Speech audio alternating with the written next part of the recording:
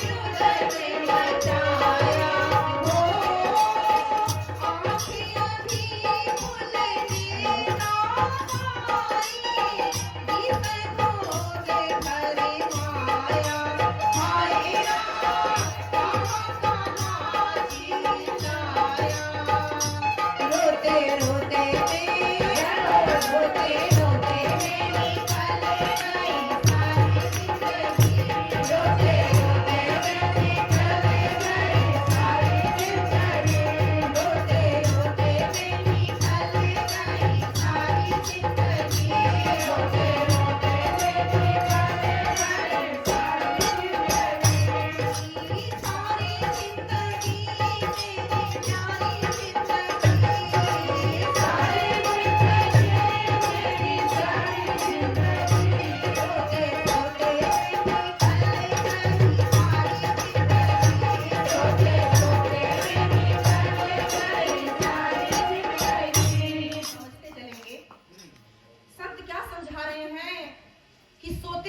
मेरी प्यारी जिंदगी, सारी जिंदगी। संत बार बार समझा रहे हैं, बार बार आपको जगा रहे हैं। तो कैसे? तो उठो सोने वाले, जगाने वाले आ गए और नाम की खुमारी चढ़ाने वाले।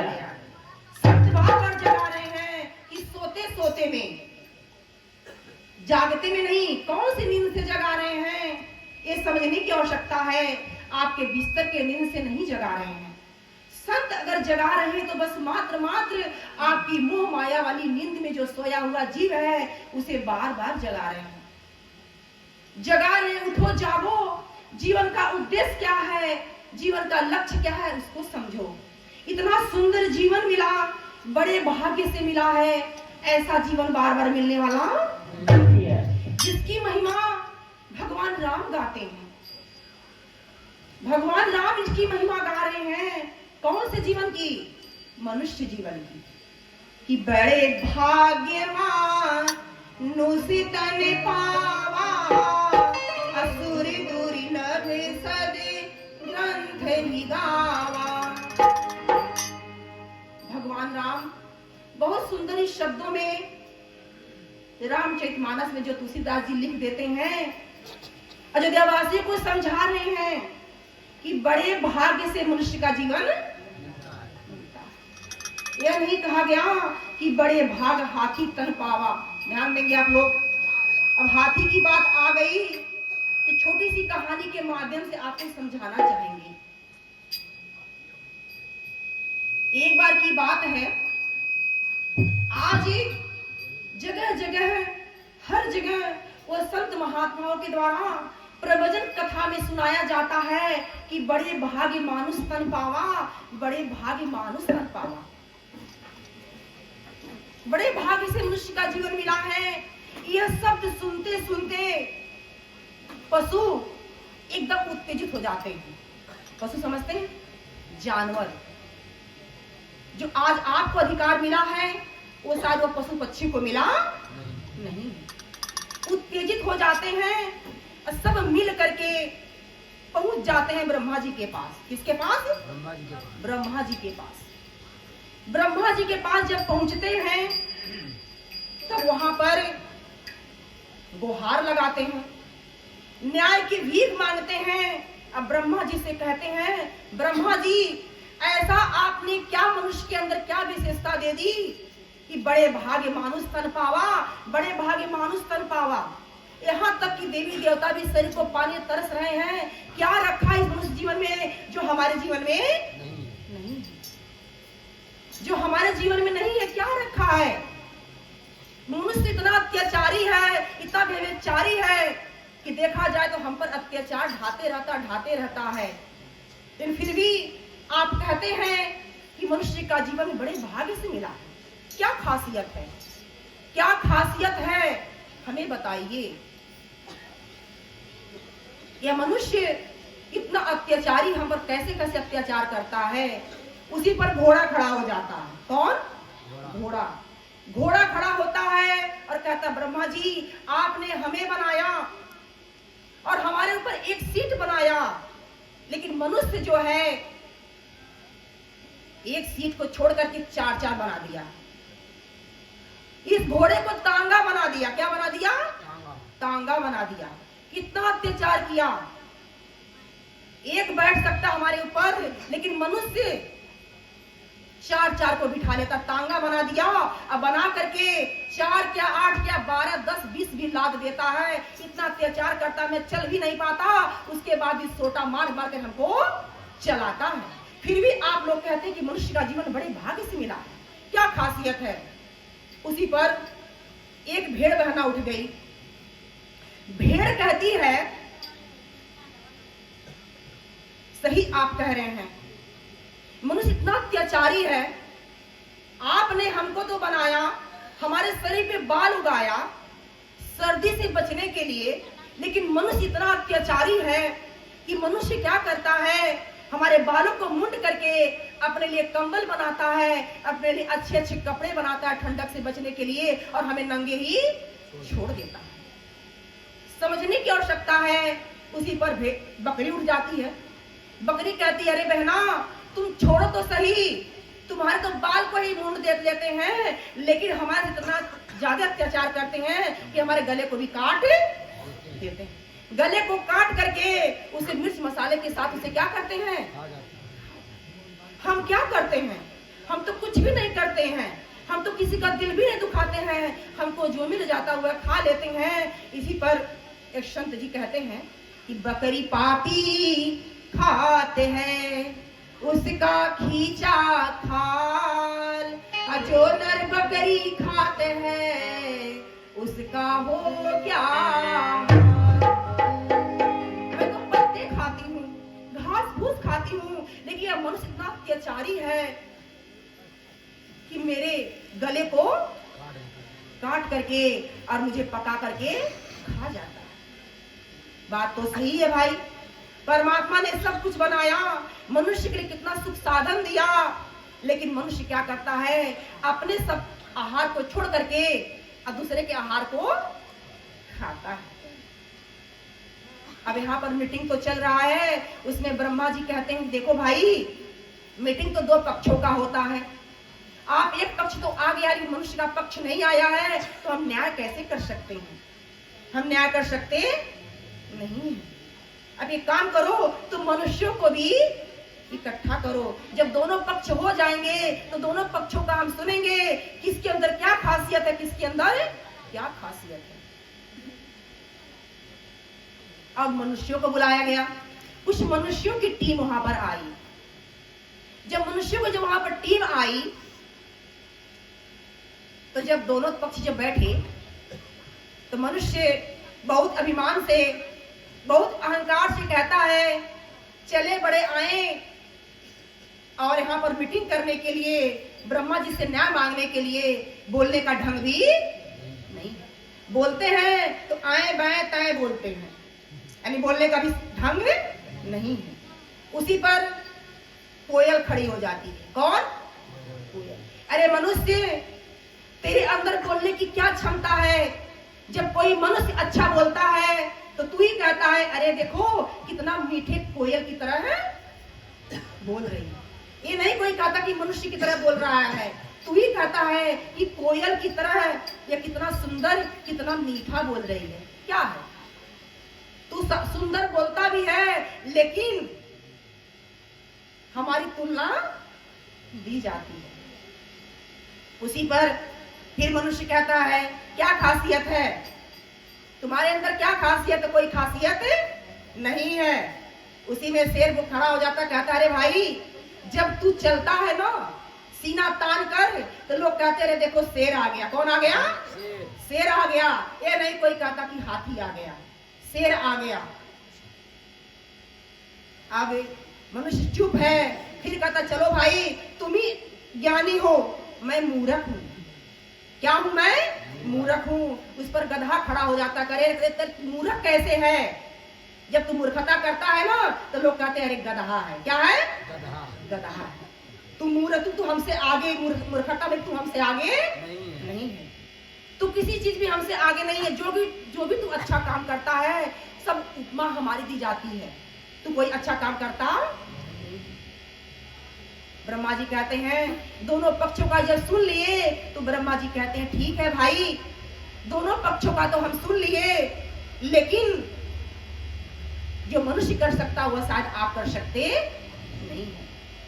हित अनहित पशु पक्षी जाना, अमानव तन गुण ज्ञान निधाना। से कहते हैं ब्रह्मा जी, अरे हित अनहित, यानी अपने पराये की पहचान तो आप कर सकते हैं, लेकिन मनुष्य वह कर सकता जो आप कर सकते। मनुष्य उस प्रभु को ज्ञान के द्वारा जान करके, उसकी भक्ति करके और अपने आत्मा का कल्याण कर सकता है, जो आप कर सकते नहीं है। यही कारण है ये मनुष्य जीवन की महानता गाई जा रही है कि बड़े भाग्य से मनुष्य का जीवन मिलता है, ऐसा जीवन बार बार मिलता नहीं है। लेकिन यह सुंदर जीवन को पा करके मेरे प्रिय भाइयों और बहनों, आज आप लोग को जगाने के लिए इतनी बड़ी व्यवस्था की गई, इतना बड़ा पंडाल लगाया गया कि शायद आज आप जग जाएं, अब से जग करके और प्रभु की भक्ति भजन में लग। लेकिन फिर भी जागते नहीं है। तो कैसे? कि सोते सोते में निकले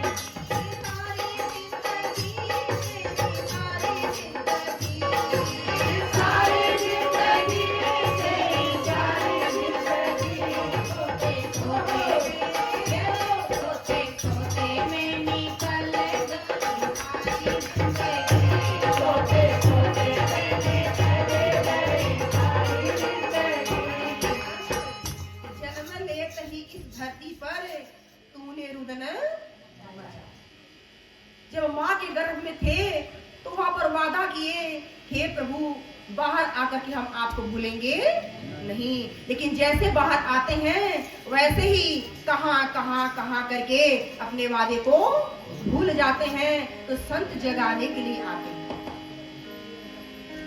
क्या करने के लिए आते हैं? जगाने के लिए आते हैं।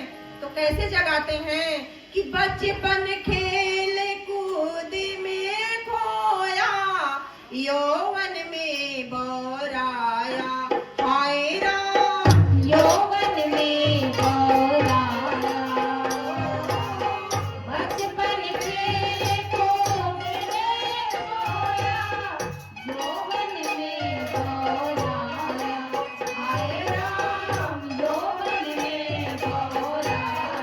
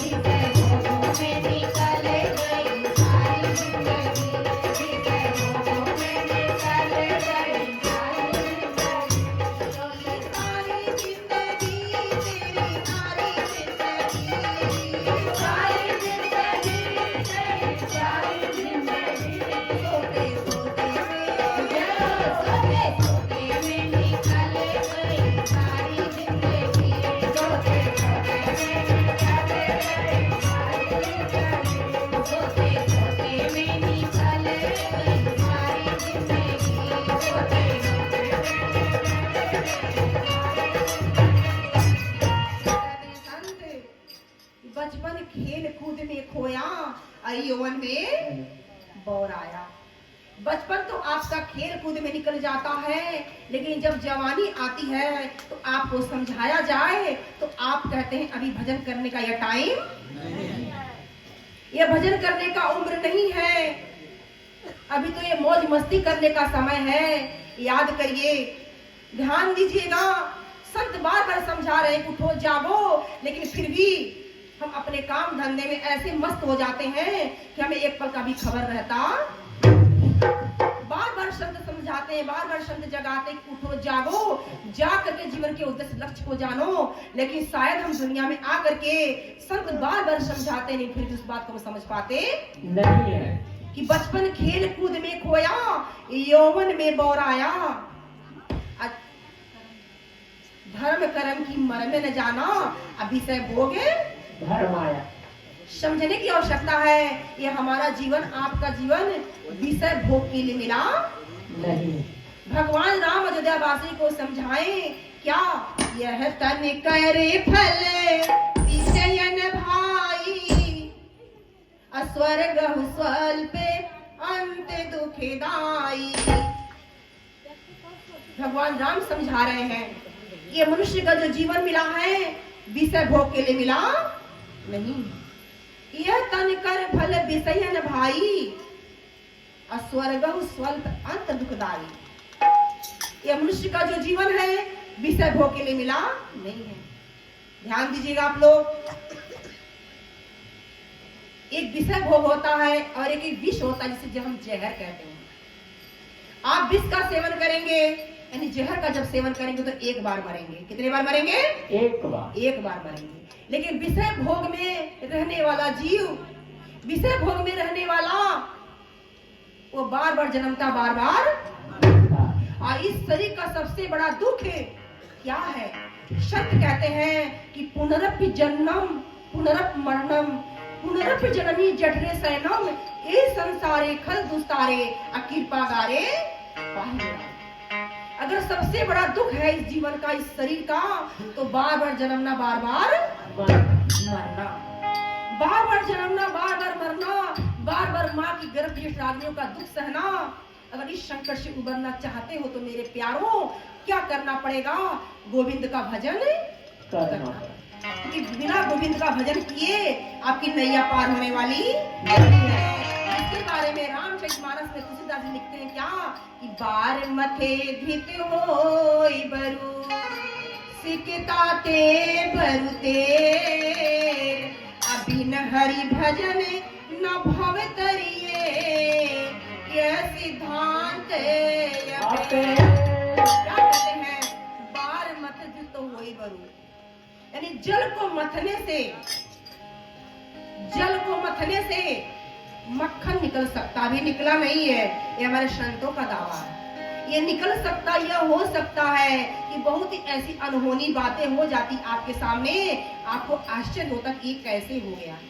संत कहते हैं कि जल को मथने से मक्खन निकल सकता है, अभी हुआ नहीं, अभी निकला नहीं है, ये हो सकता है कि बार मत तो वही बरू सिकता ते बरु तेल, बालू को पेरने से तेल निकल सकता है। निकला है क्या कभी? सुने हैं? निकल सकता भी निकला नहीं है, यह हो सकता है, ये संतों का दावा है। कह रही है हो सकता है, लेकिन बिना भगवान का भजन किए, बिना उस प्रभु का भजन किए आप सोचे कि भव सागर से पार हो जाएं, तो यह हो सकता नहीं है। ये सिद्धांत क्या है? अटल है। ये सिद्धांत क्या है? अटल है। ये ऐसा हो सकता नहीं है। संत बार बार जगाते हैं, बार बार उठाते हैं, उठो जागो, जीवन का उद्देश्य लक्ष्य समझो। ये जीवन बार बार मिलने वाला नहीं है। तो आगे क्या कहते हैं? जवानी तो जोश में निकल जाता है, किसी को धर्म कर्म का मर्म समझाया जाए, किसी को समझ में आता नहीं है। अब आ जाता है बुढ़ापा। क्या आ जाता है? बुढ़ापा। तो कैसे आता है? धीरे धीरे आया बुढ़ापा, डगमग डोले काया, हाय राम डगमग डोले काया। हो धीरे धीरे आया बुढ़ापा,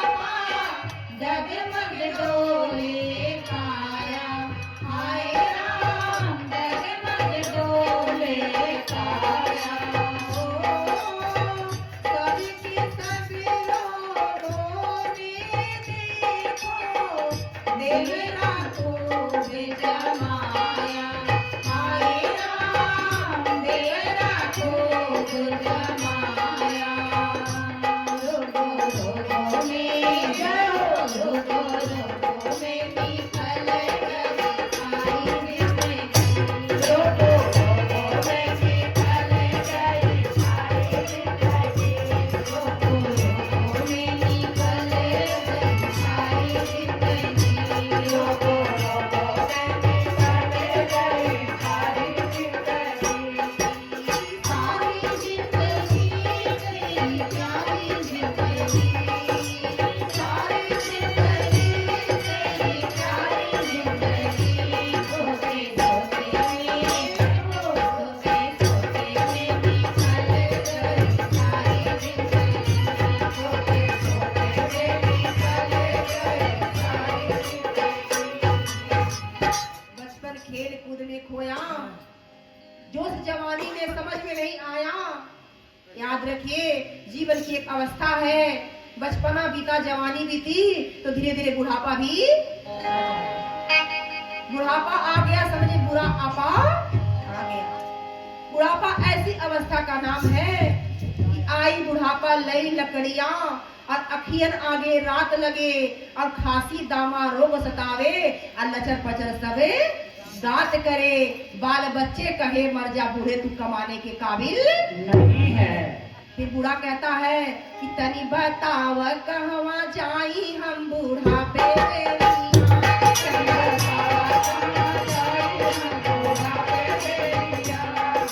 बुढ़ापे बेरिया, बुढ़ापे बेरिया, बुढ़ापे बेरिया, बुढ़ापे बेरिया।